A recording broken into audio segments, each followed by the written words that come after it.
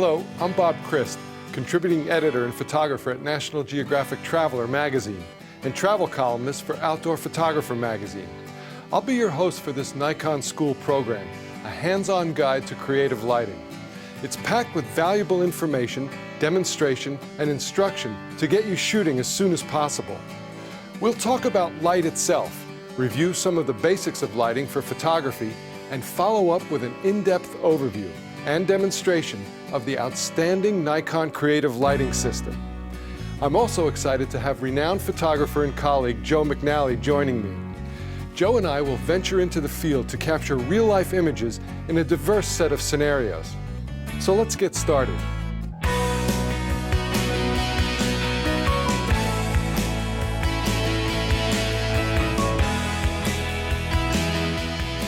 As we explore the many facets of light, it becomes clear that light is the single most important tool that a photographer has to work with.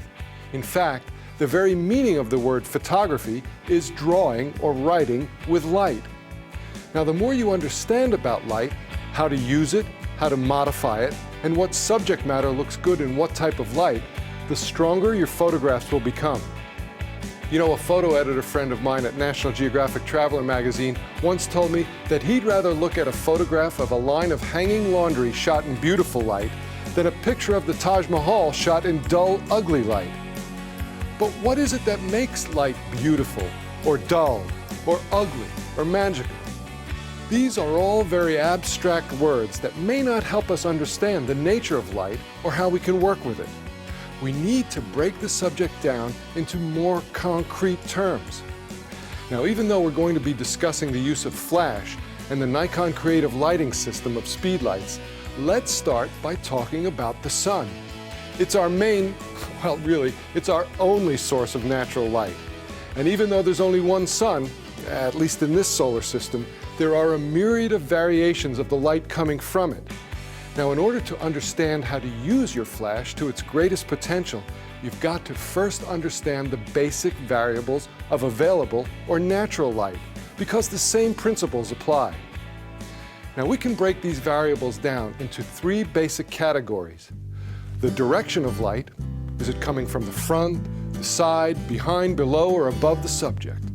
The color of light: is it warm or cool, orange or blue? And the quality of light: is it hard-edged and specular with sharp, deep shadows, or soft and diffused with open or even non-existent shadows? Learn to match the right variables within these three categories to the appropriate subject matter, and you're taking a giant step forward in your development as a photographer. If photography means drawing with light, then these are your tools. First, let's look at the direction that the light is coming from in relation to the subject. Now, why is this important? Because the world we live in is three-dimensional. The imaging sensor that we record on and the paper that we print on are only two-dimensional. The only way we can capture that feeling of depth on our two-dimensional media is by the interplay of light and shadow. Shadows are as important as light, and where you place them means everything. Hence the importance of the direction of the light. Now, the Italian painters of the Renaissance had a word for this interplay of light and shadow to create the illusion of depth. They called it chiaroscuro. Now, the color of light is also important, and yes, daylight comes in a variety of colors. In the early morning and late afternoon, the longer rays of the red-orange spectrum are more prevalent, and that's when you get that lovely warm light that's so favored by landscape photographers. During twilight, you get a bluish quality of light, as you do in deep shade. At high noon, sunlight is at its most neutral, or white. But why is the color of light important for us to consider as photographers? Because the color of the light directly affects the mood of your photo, and that affects the viewer. Reddish-orange tones can convey a feeling of warmth and well-being. Bluish tones feel cool. Greenish light, the kind put out by fluorescence, makes people look sick. And pure white light, such as that at high noon, can be accurate, but a little clinical. So the color of light affects the way the viewer reacts to your photograph. Finally, let's look at the quality of the light. Specular light, the kind that comes from the sun on a clear, bright, sunny day, is sharp and contrasty with deep, clearly defined shadows. Diffused light is the kind of light that occurs when a large layer of clouds passes between the sun and the subject, or if the subject is in shade. Because the light is broader than the little orb of the sun, it's softer and lower in contrast, with open shadows or none at all. That's because the larger the light source is in relation to the size of the subject, the softer the light will be. In a cloudless sky, the sun is a pinpoint of light. On a cloudy day, your light source is now that giant blanket of clouds, and it's a much softer light with little or no shadow at all. Now, the key to creating a strong photograph is to match the subject matter to the appropriate type of light, and you're on your way. Let's look at a couple of situations and analyze the light quality to help you see how these three elements come together. Landscapes look great with a crisp low side light, the type you encounter in the early morning or the later afternoon. Why? Well, for a number of reasons. First, the direction, where the shadows can aid in creating that sense of depth. The quality is crisp and undiffused, so the contours of the landscape will be sharply etched to further the feeling of depth. And finally, the light color of the longer rays in the spectrum in the early morning and late afternoon are warm and beautiful. Now, portraits and people shots also look great with the light coming from the side to give a roundness to the subject. But usually, it's a softer, more diffuse light quality that is much more flattering to the human face and figure than harsh specular light. As for the color, almost any picture of a person will look healthier and more pleasing in a slightly warmer than neutral color palette. That good old golden light of early morning or late afternoon again. Okay, at this point, you may be asking yourself, if we have natural light, beautiful natural light from the sun in a myriad of configurations, why do we need anything else? Well, there are at least three reasons. First, if there's not enough light, the natural light is too low to use, you need to supplement it.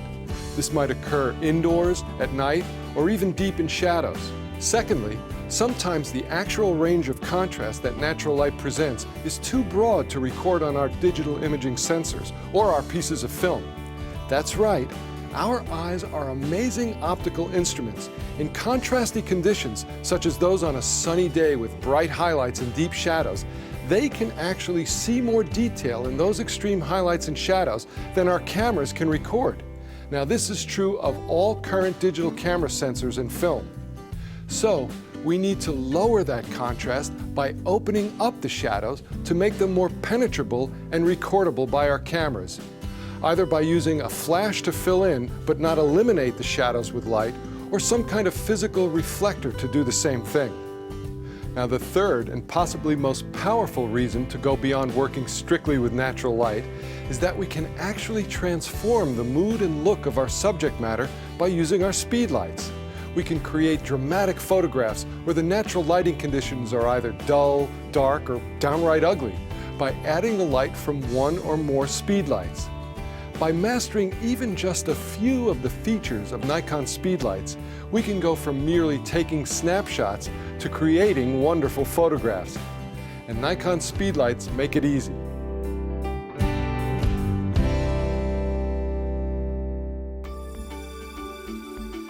Over the years, flash technology has evolved steadily and has become more and more versatile.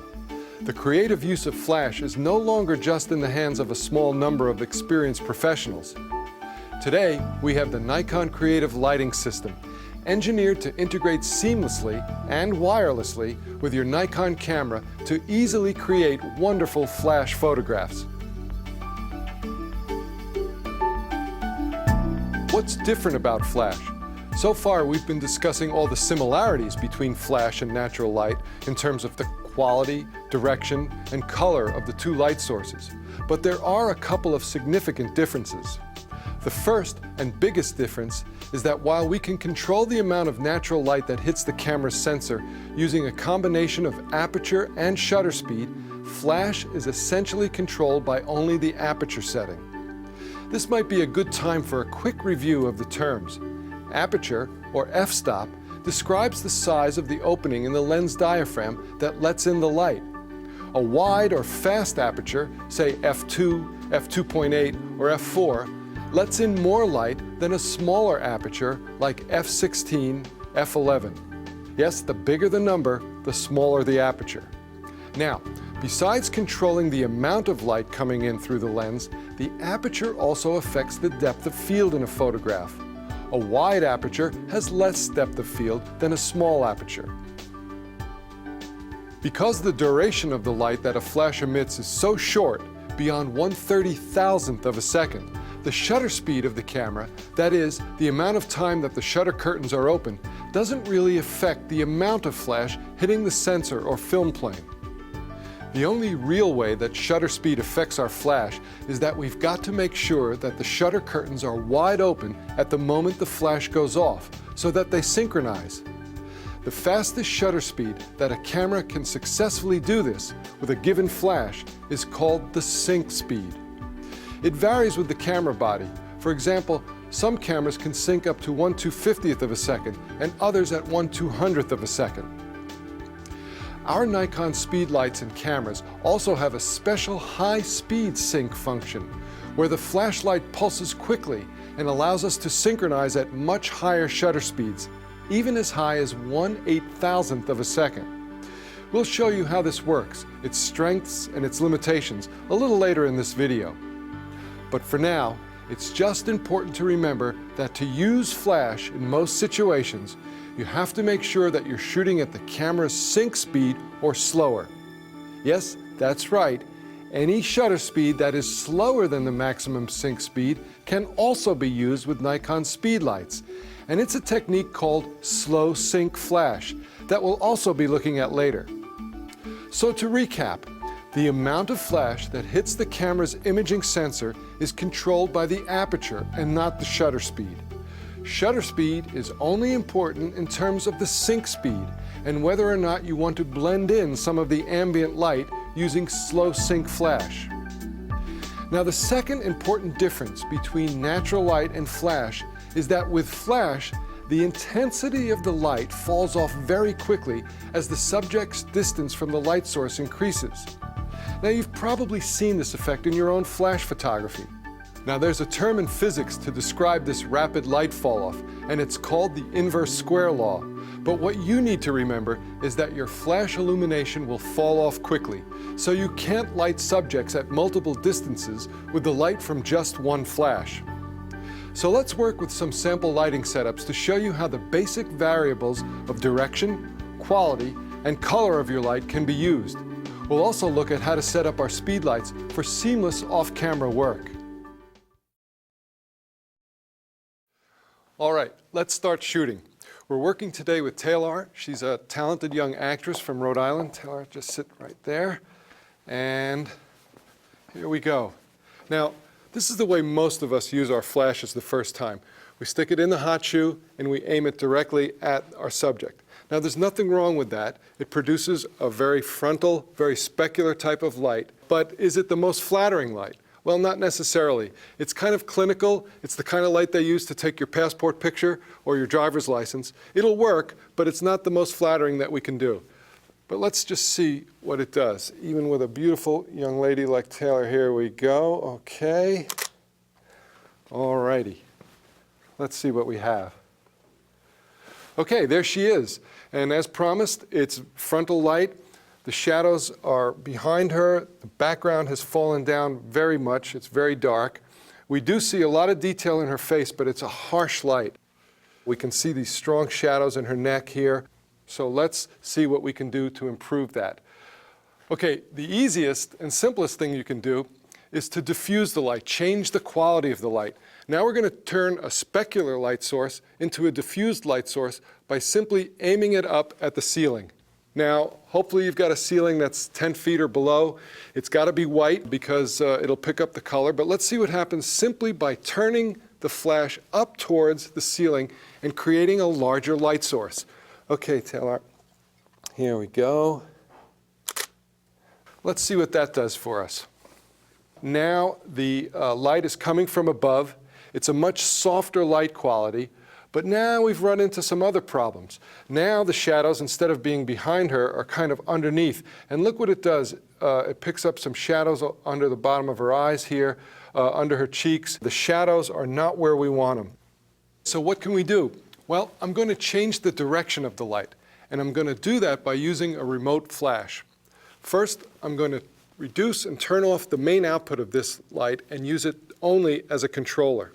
Then, I'm going to take my remote light and set it up at about a 45-degree angle to tailor. Now, why am I going at a 45-degree angle? Well, it's going to create a wrap. It's going to create a change from the highlight to the shadow. And remember, we do want shadows in photography because it's that interplay of highlight and shadow that gives a sense of depth to our photographs. So we want shadows, but we want to put them exactly where we want them and not where they fall just by chance. And now, the only light that's coming from here is a pulse that controls that. So here we go, Taylor. There we go. That looks great. Okay. Now we're starting to see something going on with the direction of the light.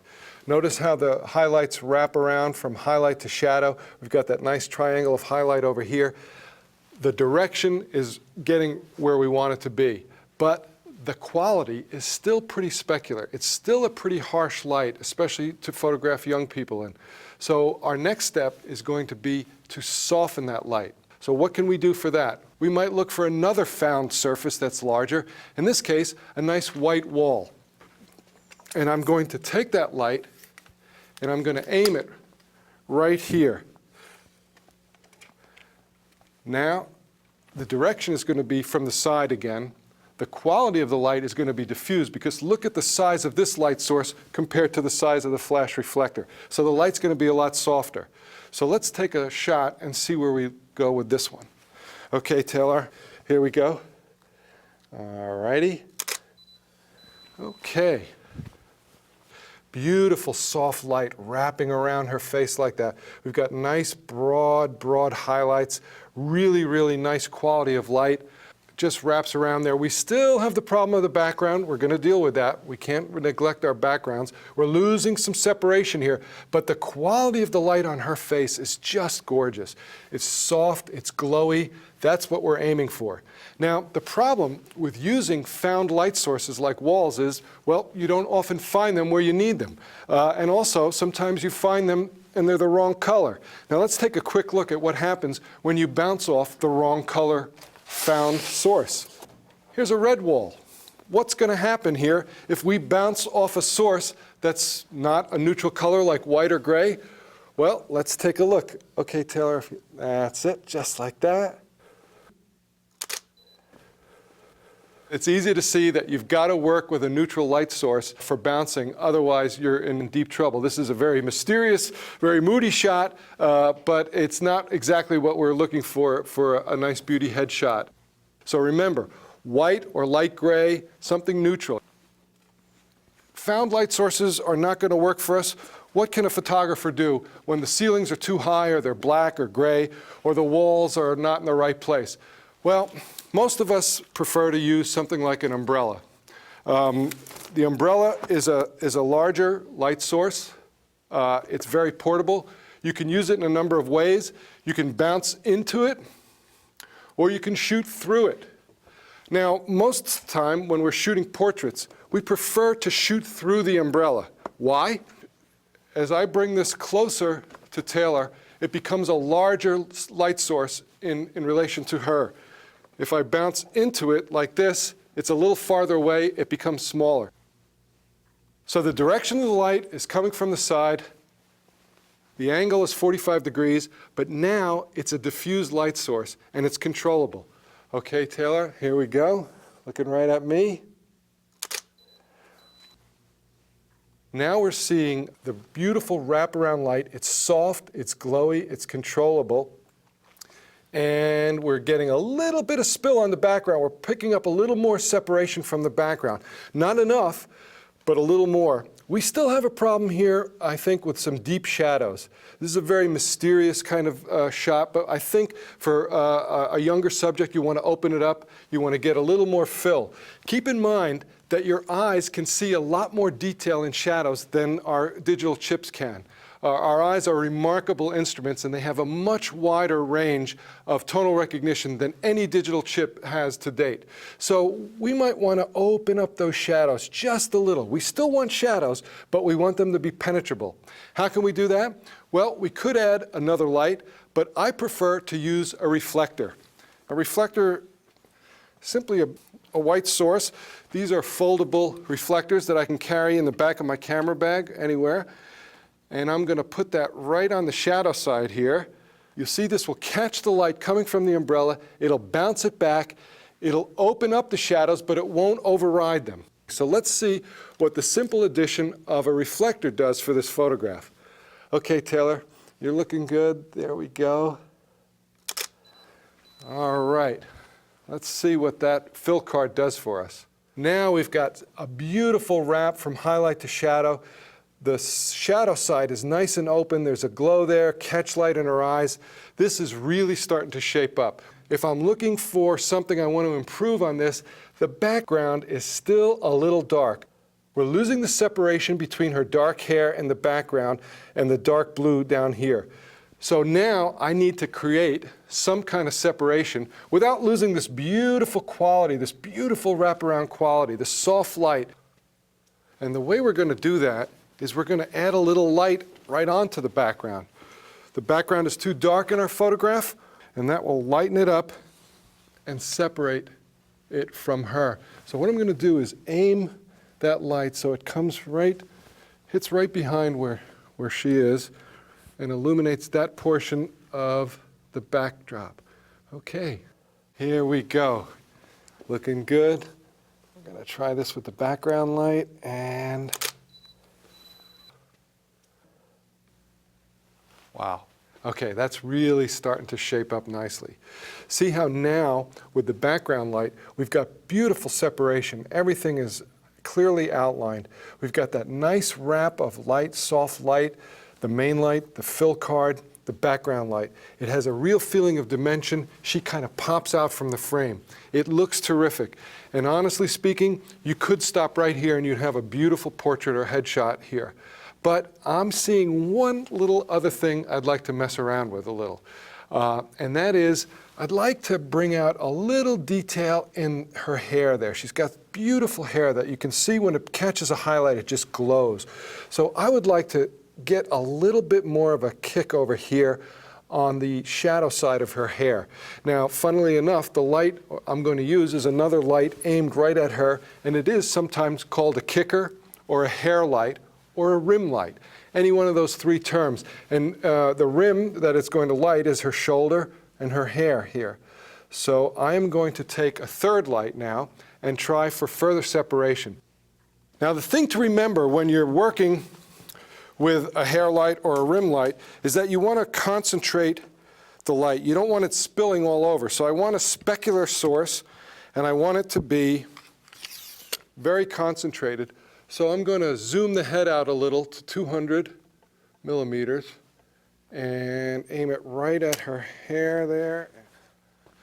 All right, so now I've got the background light, I've got a rim light or a kicker, and I've got the main soft light and a fill card. Let's see what kind of result that gives us. Okay. Bingo, there it is. There it is. Notice how that third light, that kicker, just puts a little sparkle on the shadow side of her hair. We get a nice little backlighting on the shoulder here. Also over here, a little more separation on the shadow side. This just works beautifully, I think. And that third light just adds the separation. Let's see if we can go back and call up the other shot here. You see the difference. We've got the dark here. It looks fine, but by just bringing out that kicker light, we're just adding that little added dimension there. So there you have it. Simple three-light portrait. Started with a flash-on camera and a slow build using Nikon speed lights to create a professional-looking beauty portrait, just as easy as that.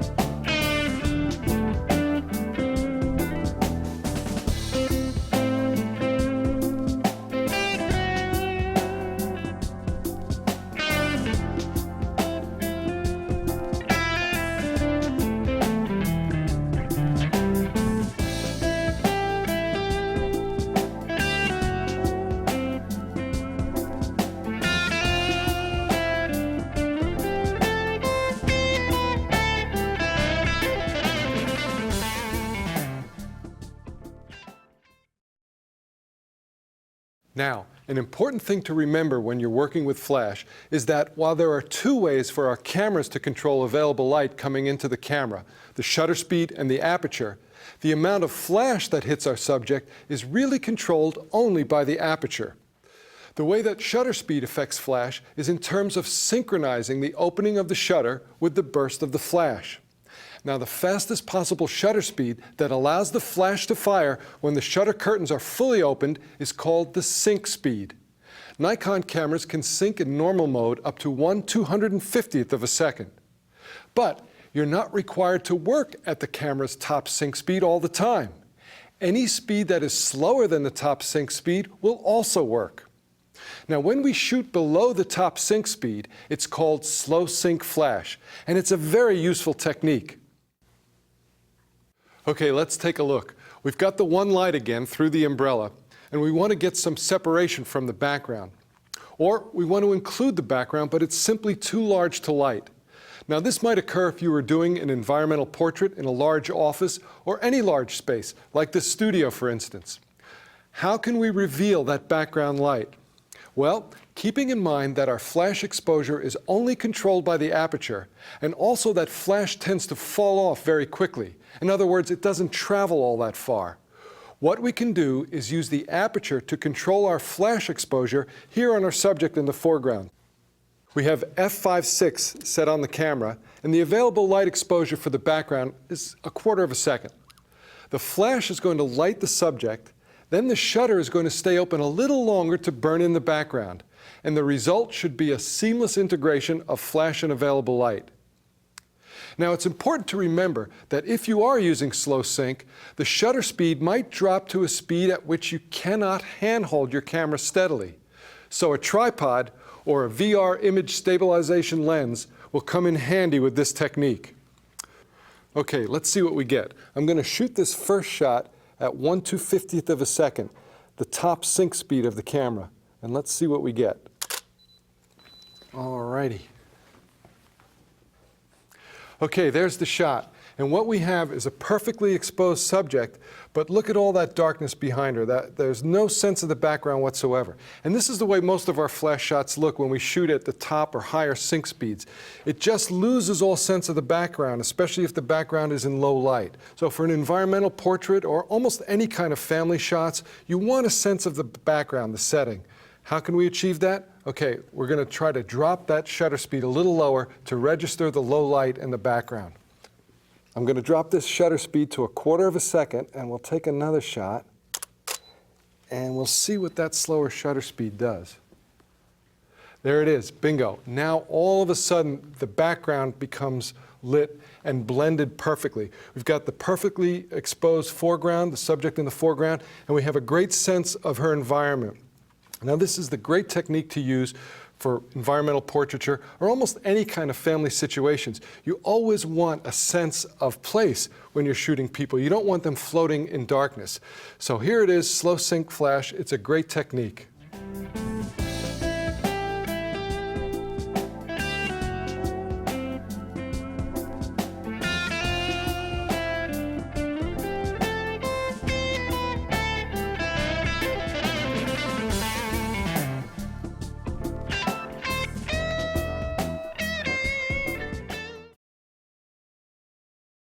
Now remember, all light has color.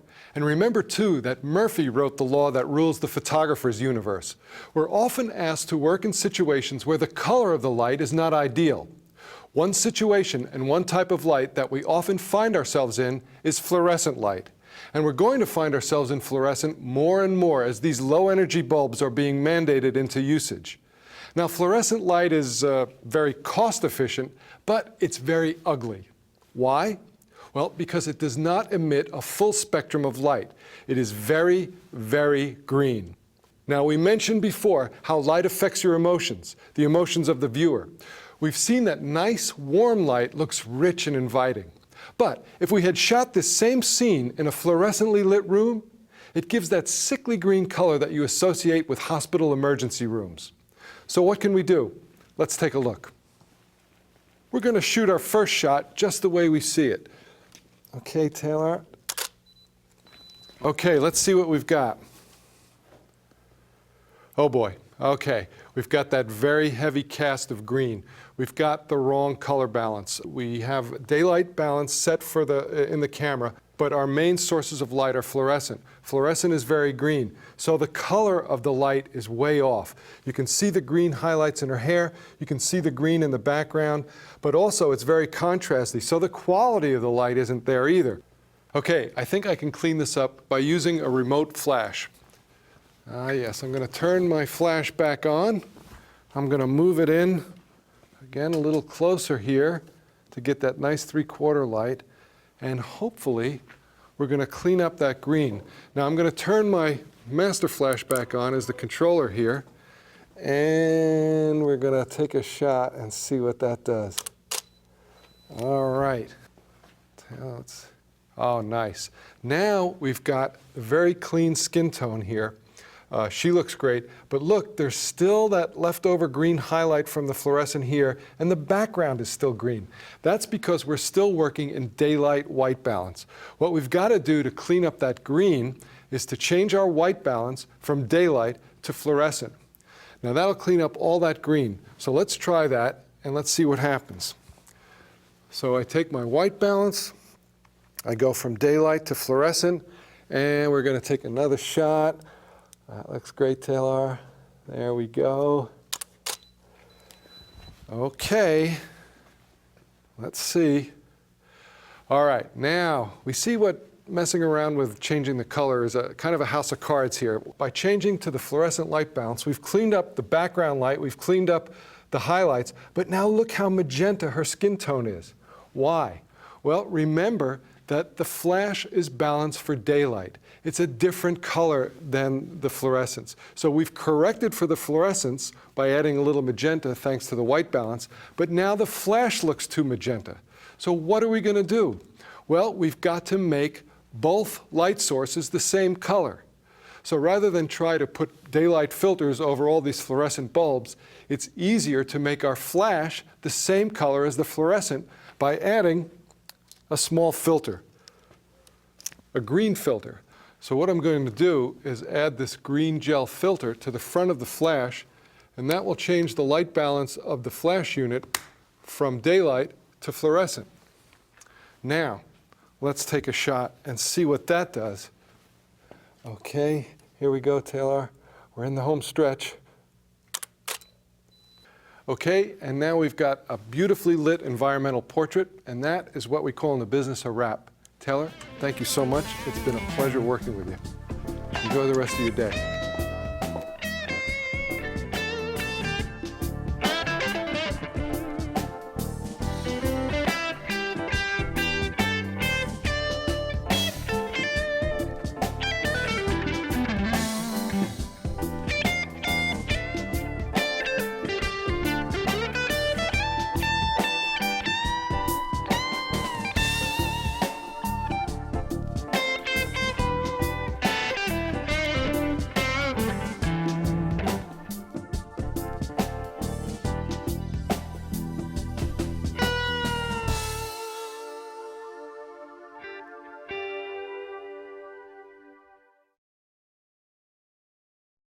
Now let's take a look at how to work with Nikon's amazing creative lighting system, otherwise known as the CLS. And by the way, if you have any questions about the terminology we've been using, we've added a glossary of terms in your DVD package for your easy reference. The Nikon Creative Lighting System consists of the world's most intelligent and versatile, yet incredibly portable lighting tools that make flash control exceptionally intuitive. The system includes the innovative Nikon SB900 speedlight, as well as the SB800, SB600, and SBR200 speedlights. I'd like to show you how easy it is to set up and control Nikon speedlights in a variety of multiple wireless flash situations. By using Nikon's advanced wireless lighting system, you can set up the SB900 as a master flash unit in the commander mode, which allows you to wirelessly control Nikon remote speedlight units in as many as 3 different remote groups. We're also going to show you how to set up the Nikon D300 digital SLR using the built-in flash as a wireless commander. The steps are very similar to setting up cameras like the D700 and D80 that also have wireless commander control through the built-in flash, and the D3 with the SU800 wireless commander. And finally, we'll put together the R1C1 wireless close-up speedlight system, which is the perfect portable lighting system for indoor and outdoor close-up shooting, and comes supplied with the SU800 wireless commander.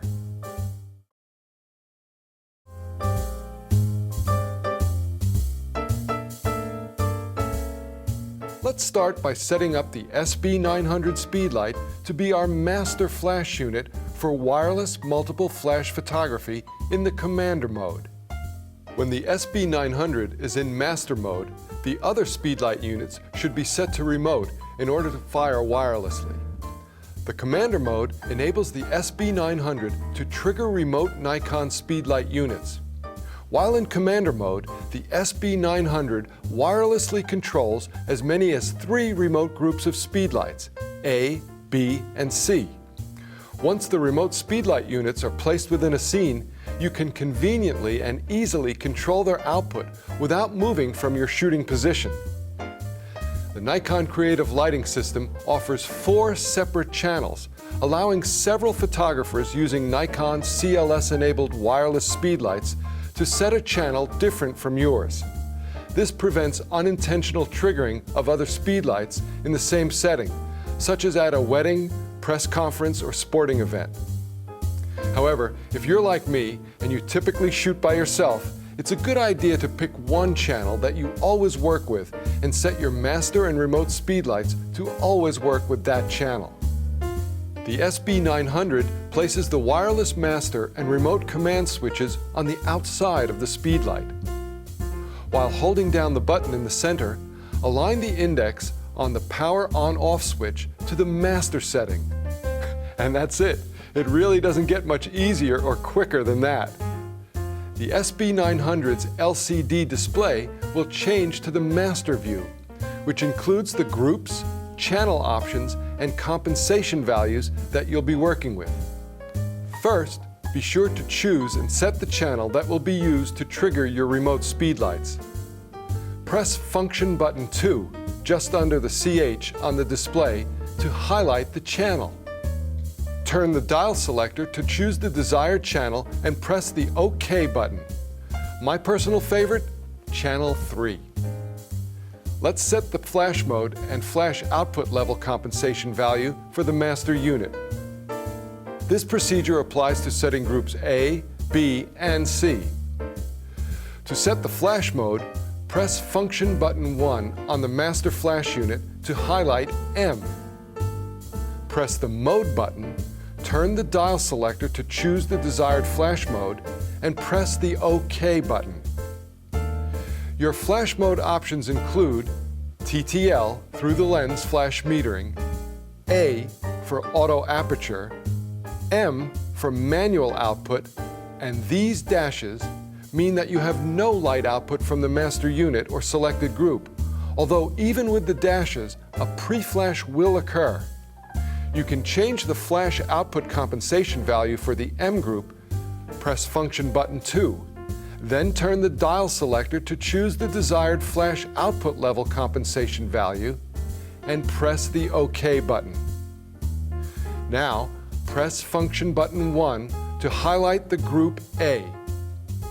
Repeat these procedures to set the flash mode and flash output level compensation values of the remote flash units as we did with the M master speedlight. In the same way as with Group A, set the flash mode and flash output level compensation values of the remote flash units in Groups B and C. Now, if you want to make changes to the flash mode and power output of the remote speedlight units during shooting, you can do so from the Master SB900. The change will take effect immediately. You know, one of the things I've learned to do is trust in Nikon speedlight technology. And you should do the same. Although there are times when I'll try different modes, I typically choose the TTL flash mode and simply adjust the output compensation, plus or minus, based on the conditions of the scene. Now let's set up the Nikon D300 digital SLR as our commander. The steps are very similar to setting up cameras like the D700 and D80 that also have wireless commander control through the built-in flash. First, we select the wireless flash commander mode option within the custom settings menu under the built-in flash option. On the D300, the custom setting is E3. When you enter the commander mode, the built-in flash, Group A and Group B are all activated and set to TTL with 0 exposure compensation. In this scenario, the built-in flash will send a pre-flash signal to the remote speedlights with exposure and triggering information. You can adjust flash compensation for groups A and B as well as the built-in flash. Press the camera's multi-selector right or left to move into the mode or compensation windows for the built-in flash and both groups. Use the up and down arrows with the multi-selector to set your desired values. You can set the built-in flash as well as the A and B groups to fire and be factored into the exposure. Or they can be turned off individually depending on your lighting requirements. Just toggle the multi-selector to the right to enter the mode window for the item you want to turn off. Toggle the multi-selector up or down until you see the dashed lines. This means that the built-in flash or selected speedlight will not fire. Keep in mind that although you may turn off the built-in flash from being calculated into the exposure, it will still send the pre-flash signal to control the remote units. This pre-flash communicates with the other speedlights and does not occur during the actual exposure. Once you've set the commander mode to your liking, be sure that the channel you've selected matches the channel set on the remote units. Also, be sure to press the OK button to confirm and set the commander mode. Another thing to note is that the wireless flash commander mode works only in program, shutter priority, aperture priority, or the manual exposure modes. Now the good news is you can use an unlimited number of remote units in each of the speedlight groups, which offers an incredible amount of creative lighting control. Now, we'll attach the SU800 to the Nikon D3 digital SLR and use it as our wireless speedlight commander. By the way, the SU800 works with all Nikon CLS-compatible digital SLR cameras, whether or not they have a built-in flash commander.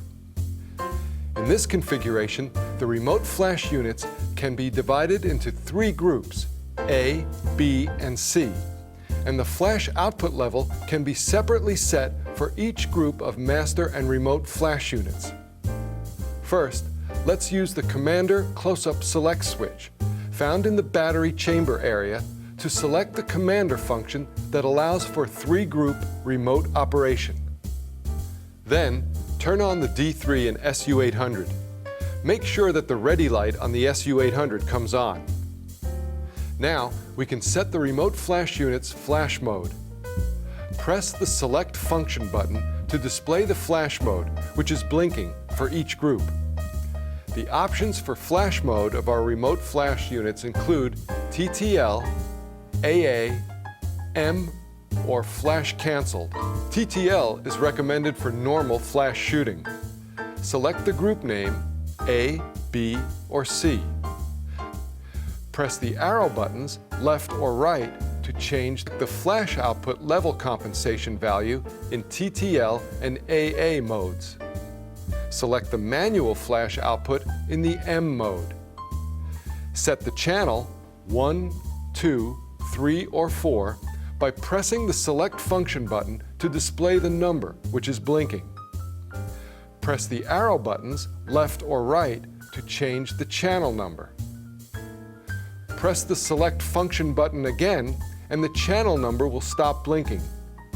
The last channel number to blink is the one that has been automatically set. With advanced wireless lighting, you can operate multiple wireless remote speedlight units in the TTL, AA, or manual mode. You can divide the remote flash units into 3 groups and control the flash output independently for each group, expanding your range of creative multiple flash shooting techniques. Let's start by setting up the SB900 speedlight as the remote speedlight unit. Right here on the SB900, we're going to align the index on the power on-off switch to remote. Now, we'll assign group names and channel numbers on the remote flash units. First, press function button 1. Then turn the dial selector to choose a desired group name and press the OK button. The group name and channel number being set appears larger. For remote flash units, the SB900 in commander mode must be able to set the flash mode and flash output level compensation values of the remote units. So make sure to set the remote flash units into the same group as selected on the master unit. I'll press function button 2, then turn the dial selector to the desired channel number and press the OK button. Finally, we need to make sure to choose the same channel number as set on the master flash unit.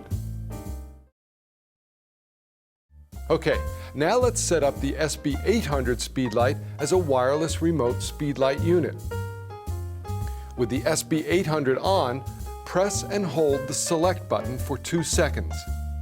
Locate the shaded box and use the multi-selector to toggle and highlight the wireless symbol. Press select for 1 second. Scroll down and select remote by highlighting it and pressing select for 2 seconds. The display will change to the remote view. Press select to highlight channel and use the plus/minus button to select the correct channel. Be sure to set the remote and master units to the same channel. And finally, press select again to highlight the group. Use the plus/minus button to choose group A, B, or C. The amount of output compensation set for groups A, B, and C on the master flash will determine the amount of output from the remote speedlights. Keep in mind that when placing any of the remote speedlights into position, the light sensor on the remote unit needs to see the pre-flash light directly or bounce from the master speedlight unit. To exit wireless and return to normal TTL operation, just reset the SB800 to normal TTL operation by holding the on-off and mode button for 2 seconds. When you're done, just reset all units back to their original status. Now, we'll set up the SB600 speedlight as a wireless remote unit. With the SB600 on, press and hold the zoom and the dash symbol together for 2 seconds. Press either the zoom or mode button to select wireless mode on or off. Set it to on. Press on/off once. The flash will be set in the wireless remote mode. The default setting is Channel 3, Group A. Press Mode to highlight the channel and select 1, 2, 3, or 4 using the plus/minus button. Be sure to select the same channel as the master flash. Press Mode again and assign a group, A, B, or C, for this remote speedlight. The amount of output compensation set for that group on the master flash will determine the amount of output from the remote speedlight group. The SB-R200 is another handy little Nikon speedlight to add to the mix of remote units. It offers a lot of creative options for close-up lighting as part of Nikon's wireless close-up speedlight system. It can also fit perfectly into any multiple lighting situation to selectively add a splash of light to an area or a scene. It can be held in your hand, or it can be freely positioned using the AS20 speedlight stand. To set up the remote flash, press the on-off button to turn on the SB-R200. Set the channel by rotating the channel select dial to the desired channel. Be sure to set the same channel number as set on the wireless commander. To assign the remote flash units to a group, rotate the Group Select dial. Once set, the SBR200 operates according to the controls set on the commander. The Nikon Creative Lighting System consists of the world's most intelligent, versatile, and yet incredibly portable lighting tools that make your flash control exceptionally intuitive. The system includes the groundbreaking Nikon SB800 speedlight, the SB600, SBR200 speedlights, and the SB900 speedlight. Now, I often refer to the array of Nikon cords that help connect cameras and flash units. But today, we're talking about wireless operations, and I'm going to show you how easy it is to set up and control Nikon speedlights in a variety of multiple wireless flash situations. By using Nikon's advanced wireless lighting system, you can set up the SB800 as a master flash unit in the commander mode. This allows you to wirelessly control your Nikon remote speedlight units in as many as 3 different groups. We're also going to show you how to set up your Nikon D300 digital SLR using the built-in flash as a wireless commander. The steps are very similar to setting up cameras like the D700 and D80 that also have wireless commander control through the built-in flash, and the D3 with the SU800 wireless commander. And finally, we'll put together the R1C1 wireless close-up speedlight system, which is the perfect portable lighting system for indoor and outdoor close-up shooting, and comes supplied with the SU800 wireless commander.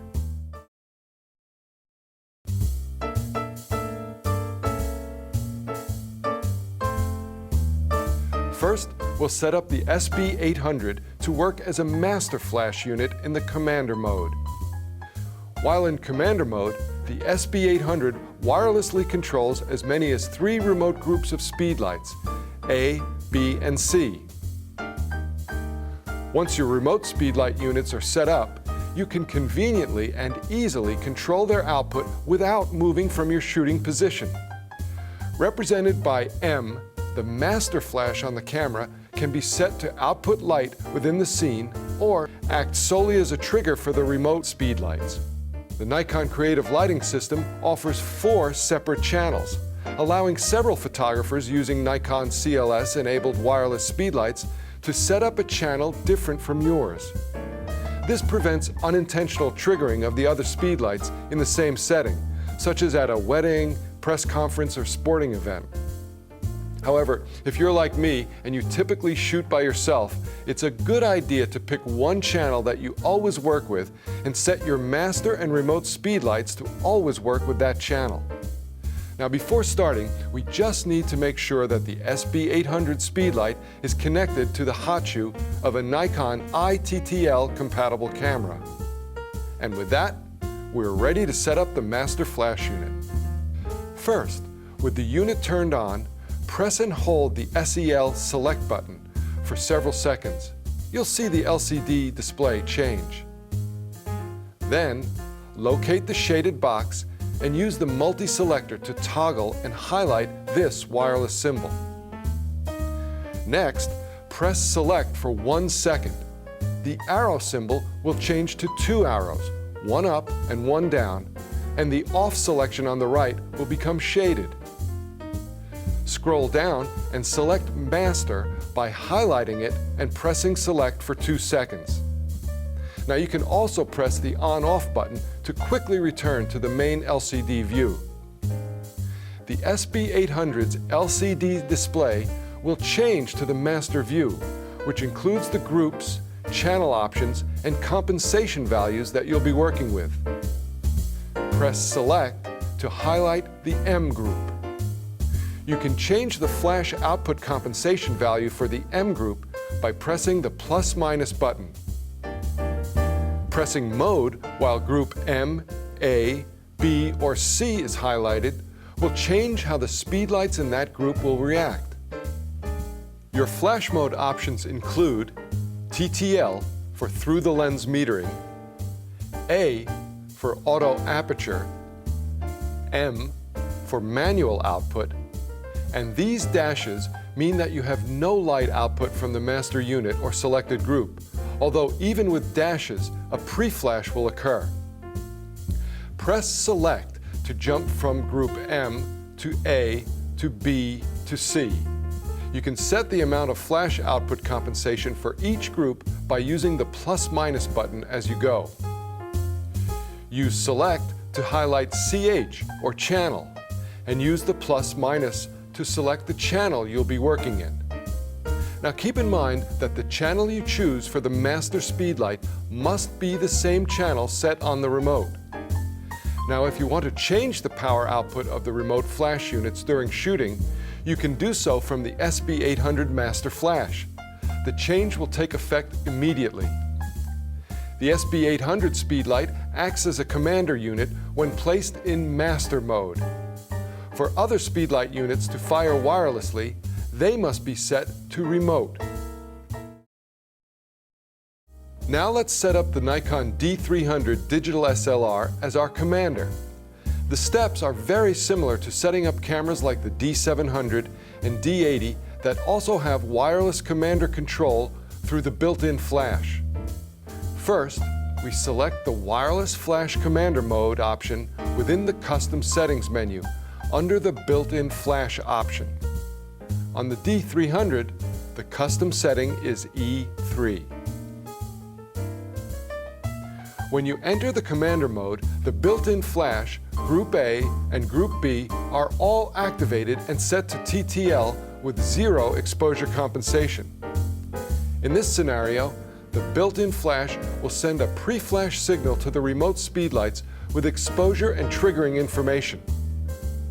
You can adjust flash compensation for groups A and B, as well as the built-in flash. Press the camera's multi-selector right or left to move into the mode or compensation windows for the built-in flash and both groups. Use the up and down arrows with the multi-selector to set your desired values. You can set the built-in flash as well as the A and B groups to fire and be factored into the exposure. Or they can be turned off individually, depending on your lighting requirements. Just toggle the multi-selector to the right to enter the mode window for the item you want to turn off. Toggle the multi-selector up or down until you see the dashed lines. This means that the built-in flash or selected speedlight will not fire. Keep in mind that although you may turn off the built-in flash from being calculated into the exposure, it will still send the pre-flash signal to control the remote units. This pre-flash communicates with the other speedlights and does not occur during the actual exposure. Once you've set the commander mode to your liking, be sure that the channel you've selected matches the channel set on the remote units. Also, be sure to press the OK button to confirm and set the commander mode. Another thing to note is that the wireless flash commander mode works only in program, shutter priority, aperture priority, or the manual exposure modes. Now the good news is you can use an unlimited number of remote units in each of the speedlight groups, which offers an incredible amount of creative lighting control. Now, we'll attach the SU800 to the Nikon D3 digital SLR and use it as our wireless speedlight commander. By the way, the SU800 works with all Nikon CLS-compatible digital SLR cameras, whether or not they have a built-in flash commander.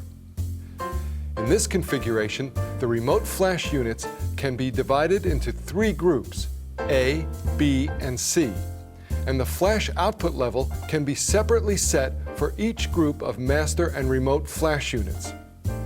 First, let's use the Commander Close-Up Select switch, found in the battery chamber area, to select the commander function that allows for 3-group remote operation.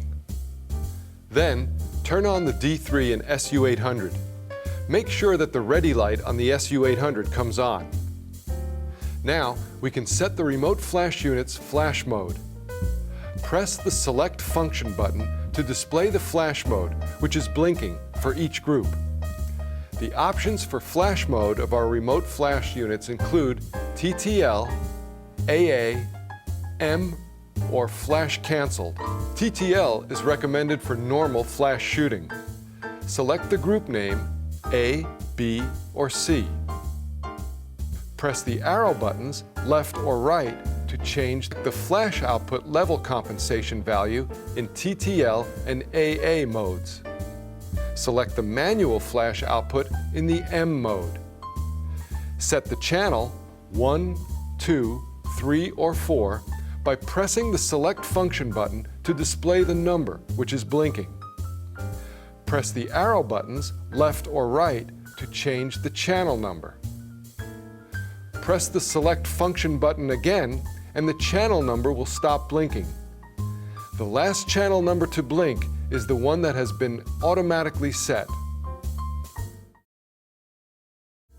With advanced wireless lighting, you can operate multiple wireless remote speedlight units in the TTL mode.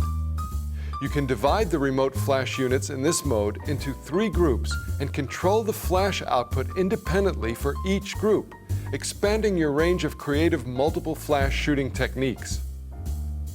Let's start by setting up the SB800 Speedlight as a wireless remote speedlight unit.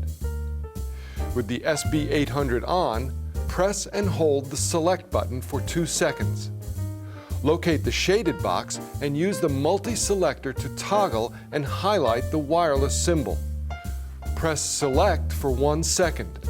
The arrow symbol will change to 2 arrows, one up and one down. Scroll down and select Remote by highlighting it and pressing Select for 2 seconds.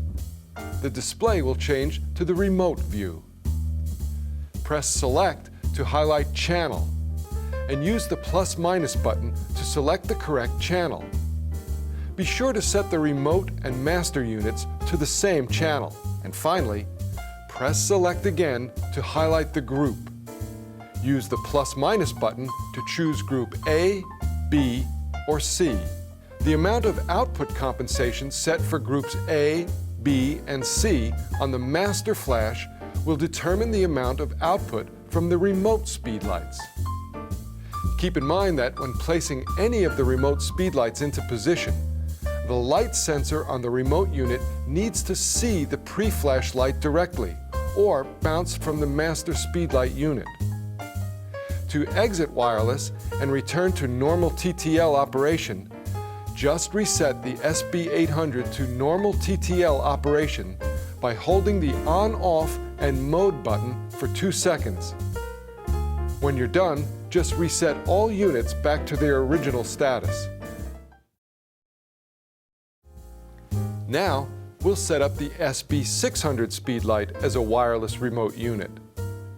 With the SB600 on, press and hold the Zoom and the dash symbol together for 2 seconds. Press either the Zoom or Mode button to select wireless mode on or off. Set it to on. Press On/Off once. The flash will be set in the wireless remote mode. The default setting is Channel 3, Group A. Press Mode to highlight the channel and select 1, 2, 3, or 4 using the plus/minus button. Be sure to select the same channel as the master flash.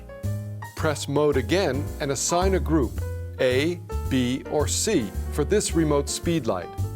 The amount of output compensation set for that group on the master flash will determine the amount of output from the remote speedlight group. The SB-R200 is another handy little Nikon speedlight to add to the mix of remote units. It offers a lot of creative options for close-up lighting as part of Nikon's wireless close-up speedlight system. It can also fit perfectly into any multiple lighting situation to selectively add a splash of light to an area or a scene. It can be held in your hand, or it can be freely positioned using the AS20 Speedlight stand. To set up the remote flash, press the on-off button to turn on the SBR200. Set the channel by rotating the channel select dial to the desired channel. Be sure to set the same channel number as set on the wireless commander. To assign the remote flash units to a group, rotate the group select dial. Once set, the SBR200 operates according to the controls set on the commander. Finally, let's set up the SB900 speedlight as the remote flash unit. Right here on the SB900, we're going to simply align the index on the power on-off switch wireless setting to remote. Now, we'll assign a group and channel for the remote unit. First, press Function button 1. Then, turn the dial selector to choose a desired group name, and press the OK button. The group name and channel number being set appear larger.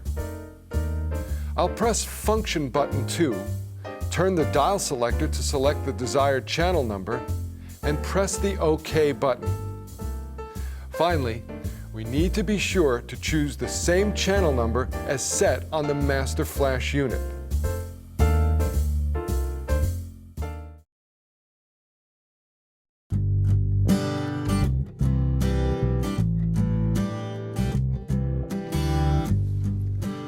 The Nikon Creative Lighting System offers us a range of simple automated tools for lighting our close-up photographs. The R1C1 wireless close-up speedlight system includes the SU800 wireless speedlight commander, 2 SBR200 wireless remote speedlights, and a host of other accessories that allow for working efficiently and creatively with flowers, watches, and other small objects. Now, the SBR200 attaches to the front of the lens with the XS1 attachment ring. Now, you can attach up to 4 of these units on the ring mounted on the front of your lens. You can also mount up to 8 units on the XS1 mounted on a light stand or tripod for an incredible circular light pattern around the ring. Used independently, the unit can be freely mounted on the AS20 stand for easy placement in any scene. In the commander mode, the SU800 wireless commander unit attaches to the hot shoe on the camera and coordinates the independent wireless operation of 2 groups, A and B, of SBR200s in the close-up mode, or 3 groups, A, B, and C, of compatible speedlights in commander mode. Now let's take a look at all these great tools for close-up lighting. Filters, holders, attachment rings for your different lenses, and so much more. You can even have a translucent diffuser panel with a flexible arm for even greater creative lighting control. And there you have it, a fully automated and independent wireless flash system for an unlimited combination of remote flash units to meet your photographic vision. Now keep in mind that if you have a Nikon camera with a built-in flash that acts as a wireless commander, the R1 outfit without the SU800 commander is also available.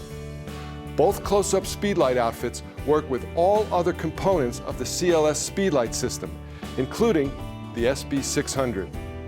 So let's see how it all works and take a picture. Okay, here's our basic close-up setup. I've got this lovely chrome pocket watch that I'd like to make a dramatic photograph to put on an online auction site. So what I'm going to do is I'm going to start with basically the same kind of setup that we used with our model tail art yesterday. I'm going to start with one diffused side light. Now I'm using the diffusion sheet and the alligator clamp and arm that's included in the kit. And I've got one of the flash units right behind here. Now the reason I'm doing this is because I'm creating a larger light source than the actual size of the subject. So it's going to be a very soft but directional light. But the quality is going to be very diffused. Now I know from experience that when you're shooting chrome, you want to have a lot of fill cards for those nice white highlights, those nice reflected highlights. So I've taken some foam core that I've gotten from a stationery store and I've made a little fill card here. Now that's going to fill the side here. I've got white on the bottom, and now I'm going to complete the illusion here by actually putting a white top on it.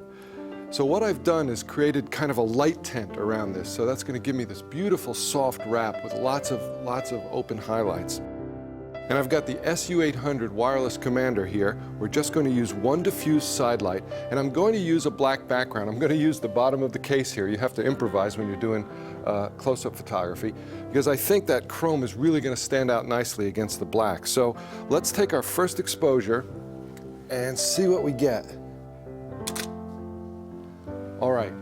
Now you can see it's a beautiful shot. We get a lot of nice fill and everything on the shadow side because of the cards. The black looks great, pretty dramatic, but you know, I want to try a little variation here. There may be a little too much contrast between the black background and the bright chrome watch. So I'm going to take a piece of white foam core and I'm going to stick it right there as my backdrop. Now I'm going to take a second frame, and you're going to be interested to see what happens here.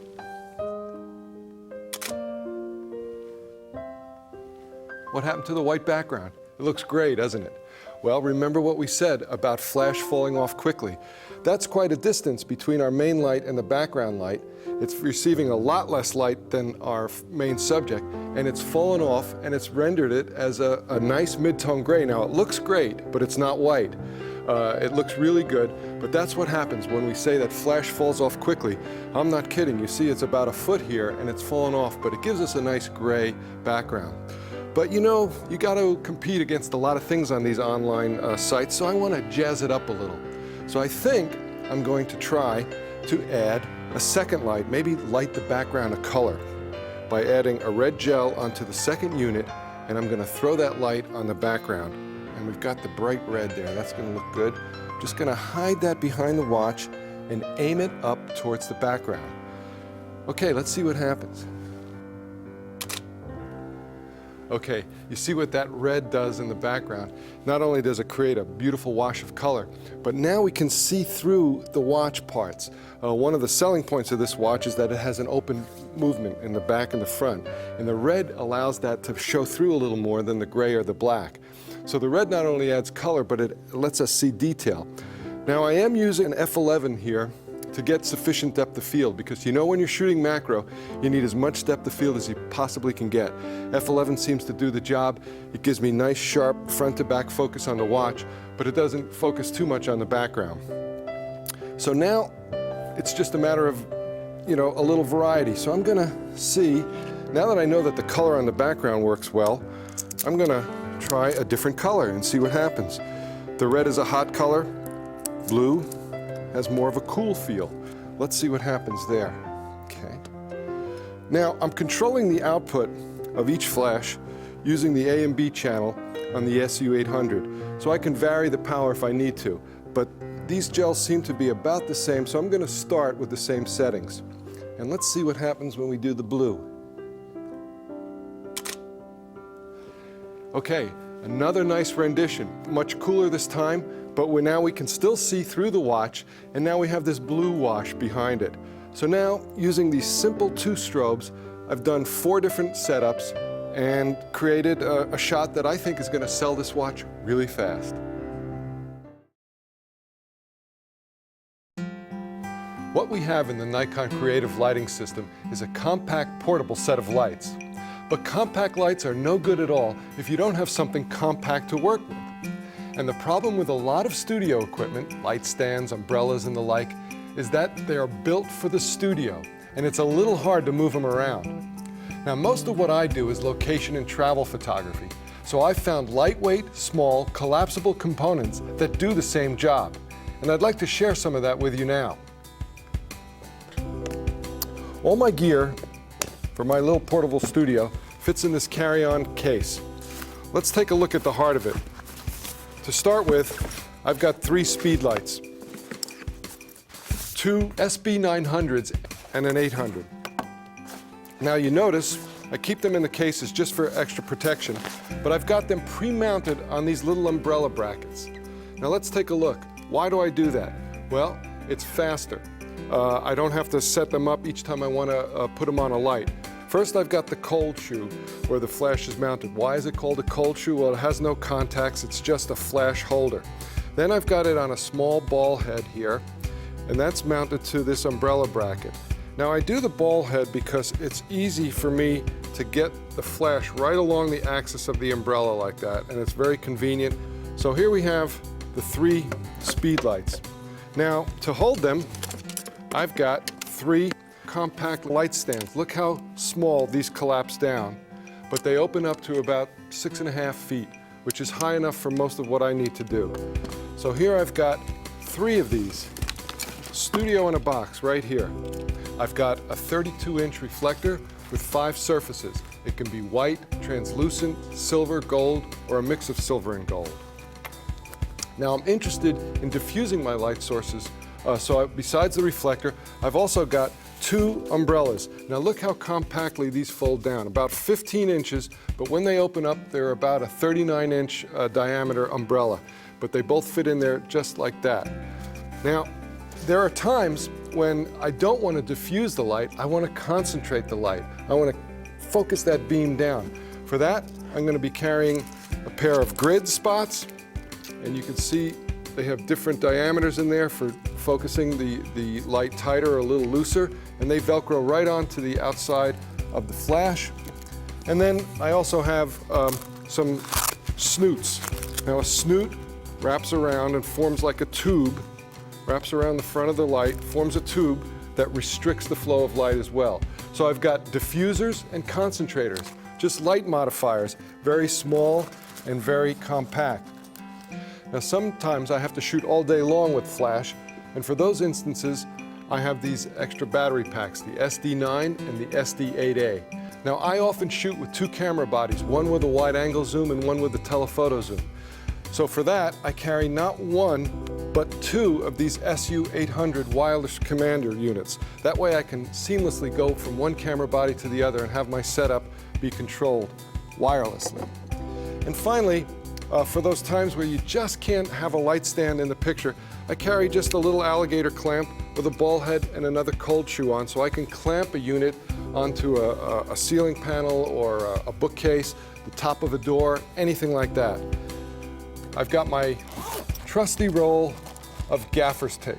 Now gaffer's tape, it's like duct tape, only the adhesive is a little more forgiving to walls and everything. Every photographer loves his gaffer's tape. You can get it at any camera store or lighting outlet.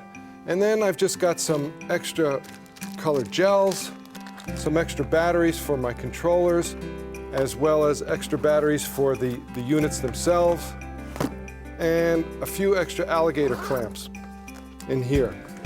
And there you have it, a studio in a case. It fits in any airline's carry-on bin, so I can roll this on and roll my camera bag on and be ready for any assignment with just carry-on. Now that we know the what and the why of using speed lights, let's take a look at how with my good friend and colleague Joe McNally as he works out in the field. Now Joe is one of the most published photographers working today. His work has graced the covers of major publications from Sports Illustrated to National Geographic, and all kinds of commercial assignments from FedEx to Target. He frequently lectures and conducts workshops on lighting all around the world. We're going to join Joe on 3 locations: the Boston Ballet School, at a bride's home before her wedding, and cruising the Gloucester Harbor. We've picked these locations to illustrate that you don't have to fly halfway around the world to take great pictures. In fact, opportunities are right there in your own neighborhood, and all you need to do is seek them out. So let's go catch up with Joe over at the Boston Ballet School.